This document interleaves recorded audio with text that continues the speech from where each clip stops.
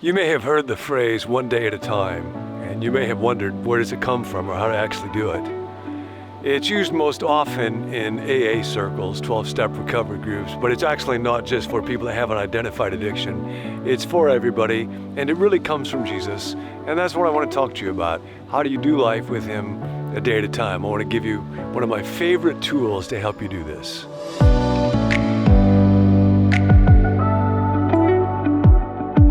We are learning together from the greatest teacher of all time, Jesus of Nazareth, the most influential talk ever given, whatever you think about it, called the Sermon on the Mount. And we're getting ready to move into chapter 7. We were supposed to do that, as you might know, in this video this day, but I lied. There's a fabulous ending to chapter 6, where Jesus says, "Therefore, do not worry about tomorrow."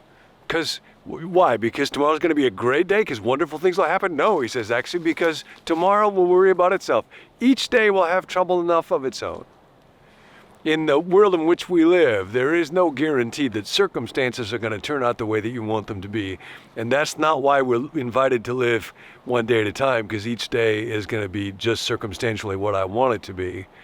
It's because this day is the only day in which I can find God. I will not find my life in my circumstances. And now in Jesus, something new has happened to the day. You might know, for followers of Jesus, they began very early on to meet and worship together on what they called the Lord's Day. We are coming out of the Easter holiday, and I want to mention this first before I give you the tool for living one day at a time. Because Tom Wright discusses in one of his books, The Resurrection of the Son of God, the significance of the shift of worship for the followers of Jesus to the Lord's Day. He says, this remarkable transfer of the special day of the week from the last day to the first day, the Lord's Day, John calls it, that's in Revelation chapter 1, verse 10. It's also talked about by Paul, 1 Corinthians 16, in the book of Acts, and so on. There's very early evidence of Christians meeting on the first day of the week. Ignatius of Antioch was born actually even during the first century, so he's a very early writer.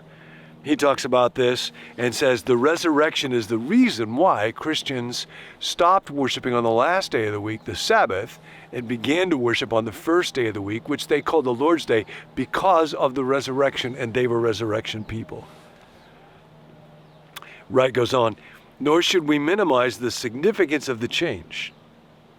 I'd never thought about this until I read it in him. The seventh-day Sabbath was so firmly rooted in Judaism as a major social, cultural, religious, political landmark that to make any adjustment in it was not like a modern Western person deciding to play tennis on Tuesdays instead of Wednesdays. It would be much more like, imagine convincing somebody who is a part of Orthodox Judaism to give up the Sabbath, or in a Muslim country to take down the minarets that call people to prayer 5 times a day. It takes a conscious, deliberate, sustained effort to change or adapt one of the most powerful elements of symbolic practice within a worldview. Now, least, Tom writes, when the Sabbath was one of 3 things, along with circumcision and food laws, that marked out Jewish people from their pagan neighbors. By far, the easiest, clearest explanation for all this is that all the early Christians believed that something had happened on that first Sunday morning, and that something was the resurrection, and therefore we gather on the first day of the week. One of the explanations for this that simply makes sense is that the resurrection actually happened. And so each day becomes a day in which I want to lift my heart to God. Each day becomes a little picture of resurrection. And there is a prayer that is quite common in AA circles. Again, it comes from Jesus himself back in Matthew, to offer each day to God, to give us our daily bread. Every day can worry about itself. You know, we worry about tomorrow, but we experience worry today. So Jesus says, let tomorrow worry about tomorrow. We find God in this day right here. And here's the prayer tool that I want to give you. I have adapted it a bit. There's lots of different variations on it, but it's called Just for Today.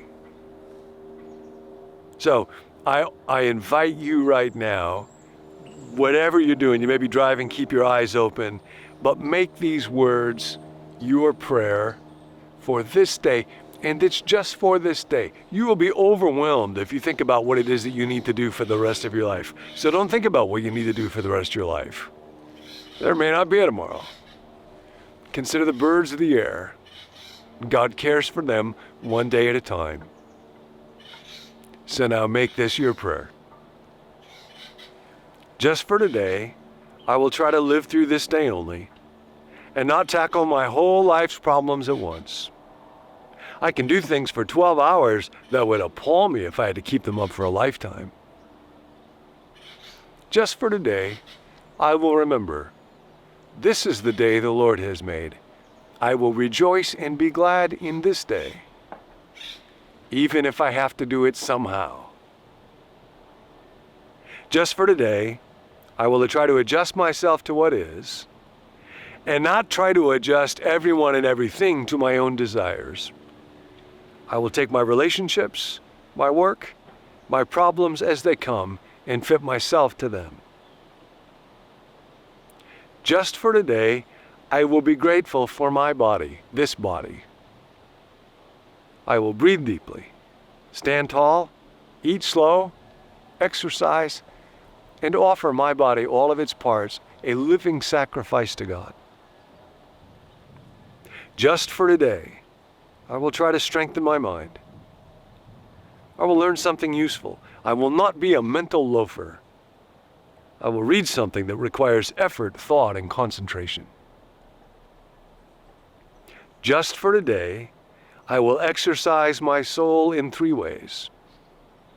I will do somebody else a good turn, and I will do at least 2 things that I do not want to do today, as William James suggested, just for the exercise. Just for today, I will secretly bless each person I see. Just for today, I will have a program. I will write down what I expect to do. I may not follow it all exactly, but I will have it.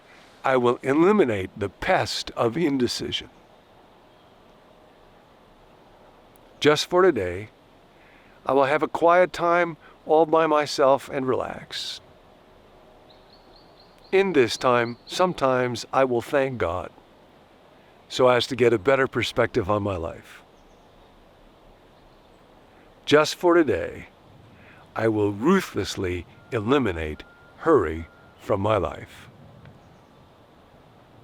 Just for today, tonight when I hit the pillow, my last thought will not be regret over all I did not do today, or fear over all that might happen tomorrow, but gratitude for what was, and hope in God for what will be. Just for today, when anxious, agitated, or confused, I will pray, your will be done. One day at a time. Just for today. Make it a Golden Rule day. If you enjoyed that teaching, be sure to subscribe so you don't miss any future episodes in this series, Insurmountable, which is all about Jesus' Sermon on the Mount. You can also head over to our website, becomenew.com, where we have over 700 10-minute teachings, all dedicated to helping you grow spiritually one day at a time. My name's Tim, and I'm a part of the team here at Become New. Heyo. Just want you to know this is so much more than a YouTube channel. It's really a community of people who are brought together not by our strengths or our ability to achieve, but by our weaknesses and our need for help from God. So we're glad that you're here. If you have a prayer request, there's a group of us who meet each weekday, Monday through Friday, to pray for viewers just like you. So you can send us your request to the number 855-888-0444. We'd love to pray for you. We're glad that you're here. We'll catch you next time.